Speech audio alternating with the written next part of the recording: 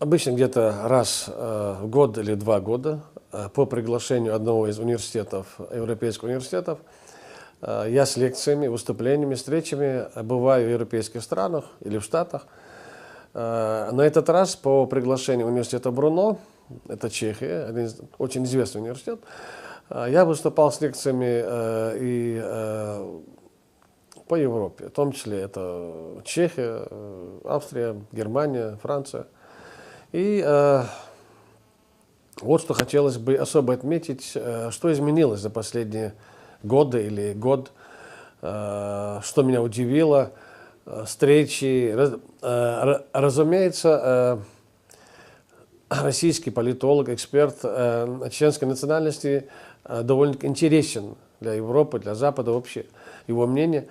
Но я столкнулся на этот раз с вещами, которые, честно говоря, не ожидал в таком ключе.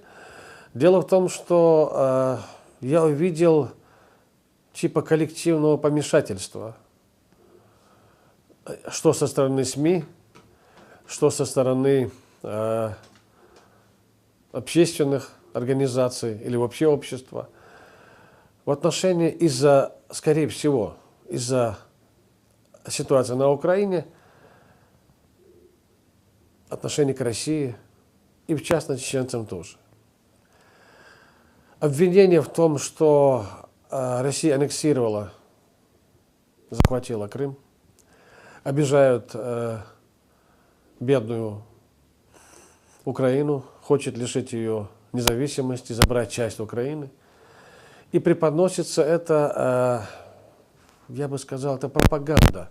Пропаганда типа Геббельсовская. Мы с вами в России привыкли к тому, что у нас довольно-таки, мы говорим, что у нас цензура, определенная часть, там еще что-то. Но у нас же есть и «Новая газета», «Эхо Москвы» и другие вещи, которые довольно-таки антивластно настроены и не то, что ведут пропаганду, нет, они просто, у них другое мнение, оно не скрывается, есть критика, довольно жесткая, да, иногда и запредельная. Но то, что я видел там на этот раз, это было, я не видел ни одного СМИ, ни одной распечатки, которую мне приносили, вроде бы там, независимые, ни одну. Там не говорилось объективно о последних событиях, то на Украине или еще где-то, или в Сирии и так далее.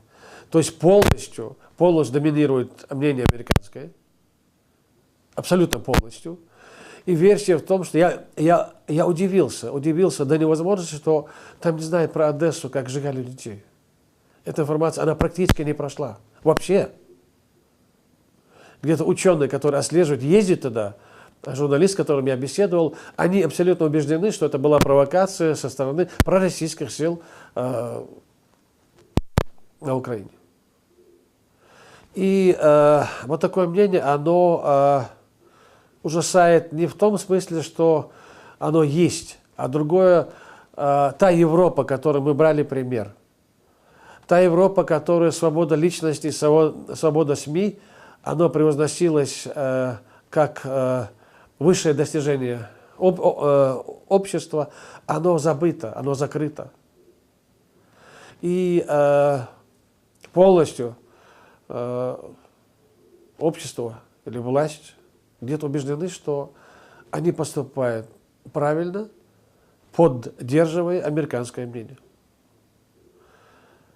Мы говорили, общались, я пытался разъяснить ситуацию и с российской стороны, что есть право на мнение, и право на свои действия, и право на интерес. В этом регионе у России есть, так как это наша дружественная нация, это наш сосед, и в большей степени мы родственники. Вот здесь можно сказать один пример, который из-за того, что фраза, которую произнес Бабицкий, это один руководитель, бывший уже руководитель Северо-Кавказского бюро «Радио Свобода», что давайте мы теперь посмотрим мнение с российской стороны. Вот эта фраза послужило поводом к его увольнению. Очень известный, кстати, человек. То есть пресекается абсолютно любое иное мнение, кроме американского. У меня сложилось мнение, что Европа вообще не осталось собственного мнения, ни собственных интересов. Дело в том, что все санкции, все те телодвижения, которые делаются из Запада, они в большей степени вредят не столько России, а сколько Европе. Она завязана с экономикой России, она заинтересована в туристах, она заинтересована абсолютно во всем. Вот здесь, скрипя сердцем, эти люди как будто закрывали глаза или смотрели в сторону. Им удобно где-то, что у них такая позиция, но по-другому они как будто не могут. И вот это меня удивило, конечно, очень сильно.